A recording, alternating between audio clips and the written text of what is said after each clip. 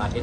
मग प्रश्न हे उपस्थित होतं की सुप्रीम कोर्टचं एक जजमेंट आहे, त्या जजमेंटप्रमाणे कोणी इंडिव्हिज्युअल आपल्यापैकी कोणीही असू द्या, त्यांनी पोलीस स्टेशनमध्ये जाऊन काही तक्रार दिलं की हे FIR मला रजिस्टर करायचं आहे, तर ललिता कुमारी वर्सेस गव्हर्नमेंट ऑफ इंडिया याच्यामध्ये सुप्रीम कोर्टाने हे आदेश दिलेले आहे की 7 दिवसाच्या आत पोलीस डिपार्टमेंटनी ते FIR रजिस्टर करायला पाहिजे. आणि समजा ते रजिस्टर करण्यामध्ये काही अडचण असेल तर पोलीस डिपार्टमेंटने लिखितमध्ये त्याला सांगायला पाहिजे की याच्यामध्ये FIR या कारणाने रजिस्टर होऊ शकत नाही. पोलीस डिपार्टमेंट फक्त पोलीस स्टेशनमध्ये आपली तक्रार अर्ज घेऊन त्याच्यावर बसू शकत नाही, त्यांना काहीतरी कारवाई करावंच लागत आहे. आता आम्ही जेव्हा त्यांना हे सगळं समजावून सांगितलं की तुम्ही जोपर्यंत FIR रजिस्टर करणार नाही तोपर्यंत त्याच्या MPID मध्ये त्याचा केस रजिस्टर होणार नाही. MPID मध्ये त्याची जे प्रॉपर्टीज आहे ते प्रॉपर्टीज ते प्रोसेस होणार नाही. मग हे चैनसुख संचेती आणि त्यांच्या डायरेक्टर्सला वेगळा कानून का? मग सुभाष झांबडलाही सोडा, मानकापेलाही सोडा, सगळ्यांच्या विरोधात सेम प्रकारचे FIR रजिस्टर सेम प्रकारचं. तसाही पैसे कशा बुडवले होते, कशा पैसे खाल्ले होते आणि कशा पैसे डायव्हर्ट केले होते सगळं.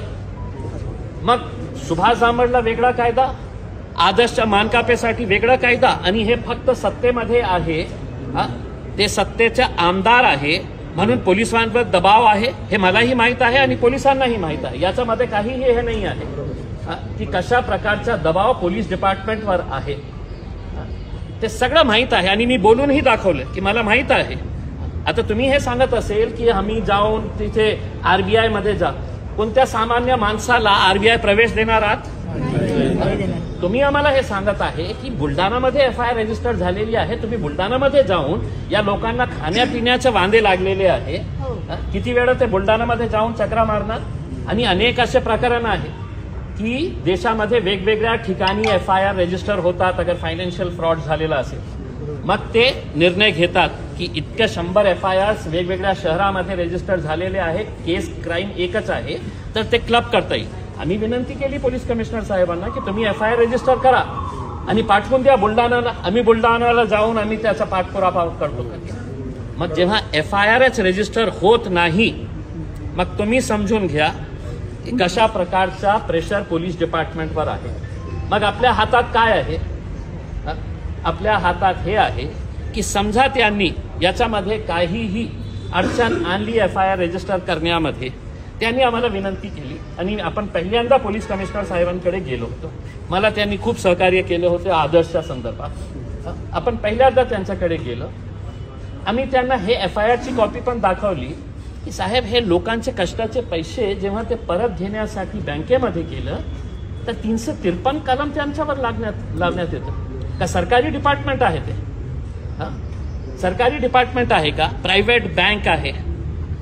कंप्लेंट करायला पाहिजे होती तर पोलीस डिपार्टमेंट जे सरकारी कर्मचारी आहे की इथे त्यांनी गोंधळ घातलेले आहे, पण सरकारी ऑफिस नसताना सिटीच्या पोलिसांनी कोणत्या आधारावर 353 दाखल केलेले आहे? म्हणजे याचा अर्थ हे आहे की तुम्ही कसल्याही प्रकारचं आंदोलन करू नका, कसल्याही प्रकारचा विरोध करू नका, नाहीतर तुमच्यावर असा केसेस लागणार आहे. म्हणून तर तुमचे इतके मोठे ठेवीदार आहे, आज लोक पुढे यायला तयार का नाही आहे? त्यांना काय त्याच्यामध्ये दिसतं की नाही इम्तियाज जलील कशाला जायचं? मग तुम्ही या पुढे, मी तुमच्या मागे राहतो. दुसरे जे लोक आहे, लोकप्रतिनिधी आपल्या सगळ्यामध्ये किती आहे त्या सगळ्यांना हे लोक दिसत नाही आहे की एकदा त्यांच्या बाबतीत तुम्ही या, मी तुमच्या मागे राहतो. पण हेही नाही करायचं कारण तुमच्या फक्त सत्ताधारी खूप मोठा पैसेवाला माणूस आहे ते चैनसुख संचेती, मग पैसे देणार नाही असेल तर आम्ही पोलीस कमिशनरांना सांगितलं की साहेब ठीक आहे, आम्ही पहिल्यांदा तुमच्याकडे आले. मग त्यांनी आम्हाला हे सांगितलं की मला थोडासा टाइम द्या, मी स्वतः माझा लेटर हेडवर बुलढाणामध्ये जे त्यांचे ॲडमिनिस्ट्रेटर आहे बँकेला पत्र पाठवतो की यांचे पैसे कोणीतरी सांगितले की ऑक्टोबरमध्ये 50% मिळणार होते, त्यांनी पत्रकार परिषद 1 रुपया मिळालेला नाही आहे. आपण पोलीस कमिशनरांना आपण एक 4 दिवसाचा टाइम देऊ की तुम्ही पत्र जे पाठवणार आहे त्याचं प्रत आम्हालाही द्या, त्याचा पाठपुरावा मी स्वतः आणि आपण सगळं एकदा बुलढाण्याला जाऊन येऊ, मलकापूरला बघू किती मोठे मोठे लोक आहेत तिथे. गोरगरिबांपेक्षा कोणीही मोठं नाही आहे. हे देश गोरगरिबांमुळे चालतं, असे तेनसुख संचेती सारखे आणि पोलीस डिपार्टमेंटमध्ये असे लोक खूप कमी आहेत.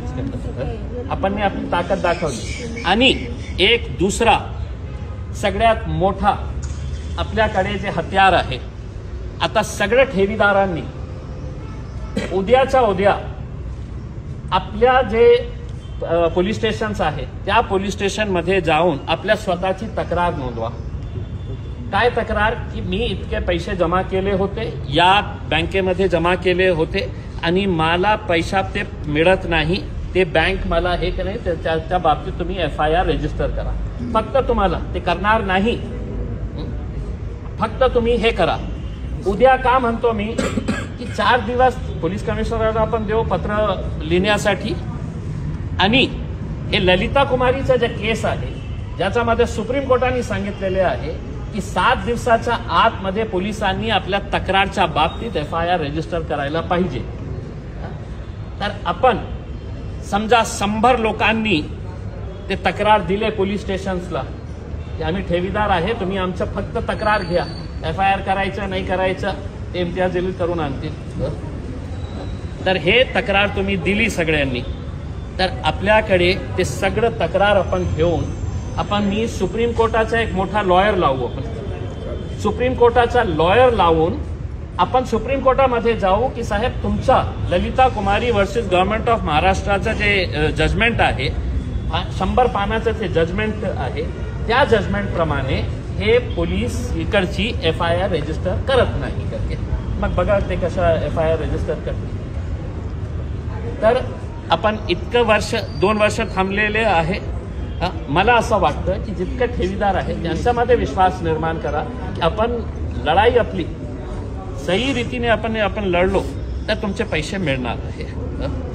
200 ठेवीदार आहे आणि फक्त 50 लोकांना हे सांगण्यात येईल की नाही तुम्ही जाओ तुम लढो करके उसके अंदर. तर पैसे जेव्हा मिळते आम्ही हे मागणी करू की जे लोक आंदोलन करत आहे, जे लोक पोलीस कमिशनरमध्ये येत आहे, जे लोक जेव्हा आपल्याला आंदोलन करायची वेळ येणार आहे तर त्यावेळी सुद्धा पैसे जेव्हा मिळतील तर हेच लोकांना पहिले मिळतील.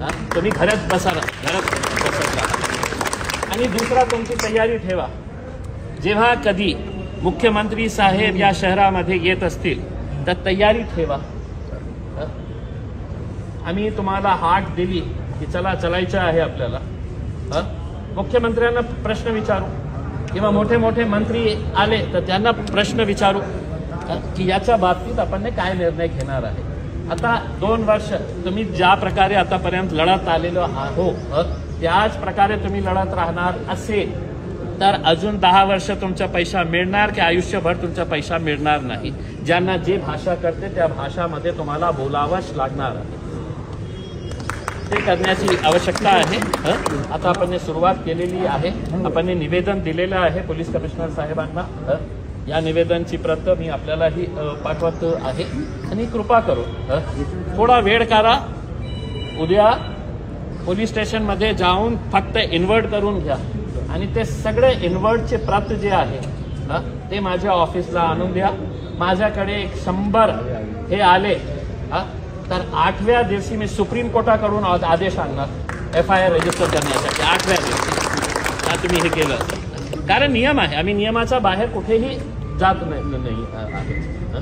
आणि मला आदर्शमुळे इतकं मी लॉयर झालेला आहे, इतकं या लोकांनी मला शिकवलेले आहे. पण अशा इतना अंधा राज नहीं हो सकता है, इतना अंधा राज नहीं हो सकता है. सिर्फ गरीब है हमारे को अंदर आने नहीं दे रहे हैं तो हम कुछ भी करेंगे करके उसमें. अगर गरीबों की ताकत ही देखने का है तो फिर हम वो ताकत भी दिखाने के लिए तैयार हैं. रोड पे अगर आना है तो हम रोड के ऊपर भी आने के लिए तैयार है, लड़ने के लिए भी तैयार है उसमें, बशर्ते तकलीफ आपको हुई है आप बोलेंगे कि घर पे बैठो, मैं घर पे बैठे रहूंगा और इम्तियाज जलील लड़ेगा, तो ऐसा नहीं है। मैं आपके कंधे से कंधा लगाकर साथ में खड़े रहूंगा। आप लोगों को भी लड़ने के लिए निकलना पड़ेगा। ठीक है, खूब खूब धन्यवाद। हमारे साथ में हमारे साथ में सब है।